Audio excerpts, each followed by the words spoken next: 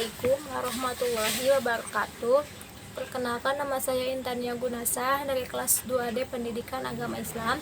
Di sini saya akan menjelaskan tentang nasi dan mansu.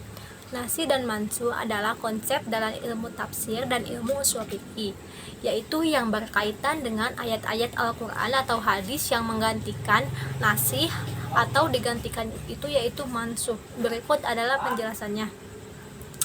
Penjelasan dari nasi itu merujuk kepada teks ayat atau hadis yang datang kemudian dan menggantikan atau membatalkan hukum yang terdapat dalam teks sebelumnya. Mansuh yaitu merujuk kepada teks yang hukum atau ketentuannya itu telah digantikan atau dibatalkan oleh nasi. Contoh nasi dan mansuh dalam Al-Quran. Contoh pertama yaitu mansuh, yaitu ayat tentang kewajiban memerangi kaum musyrikin. Ayatnya itu, maka tinggalkanlah mereka dan katakanlah kepada mereka perkataan yang mengandung damai. Quran surat Al-Baqarah ayat 109. Sedangkan nasih yaitu ayat yang memerintahkan memerangi kaum musyrikin setelah mereka melanggar perjanjian. Ayatnya itu, dan perangilah mereka supaya jangan ada fitnah dan supaya agama itu semata-mata untuk Allah. Quran surat Al-Baqarah ayat 193.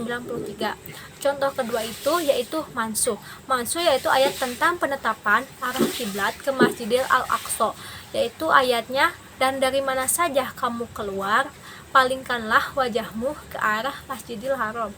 Quran surat Al-Baqarah ayat 144.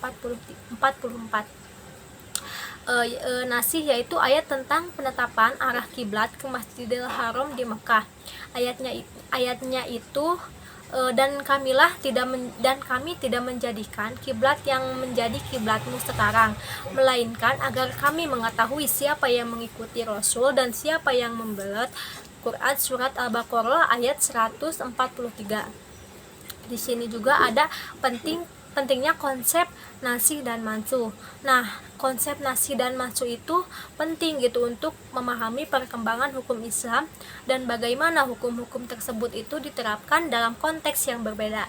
Ini juga membantu dalam memahami konteks historis dan sosial dari wahyu yang diterima oleh Nabi Muhammad SAW. Para ulama tafsir dan ushul fikih mempelajari nasi dan mansuh untuk memastikan bahwa interpretasi hukum-hukum Islam itu tetap relevan dan kontekstual sesuai dengan perkembangan zaman. Mungkin cukup sekian dari saya. Wassalamualaikum warahmatullahi wabarakatuh.